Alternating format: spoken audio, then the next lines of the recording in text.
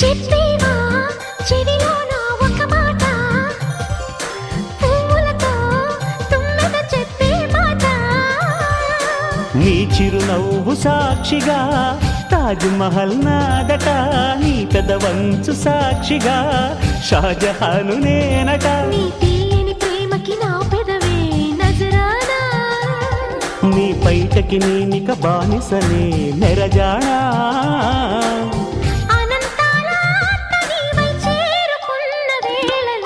కోకలు కట్టిన కోయిలా కమ్మని కౌగిలియవే.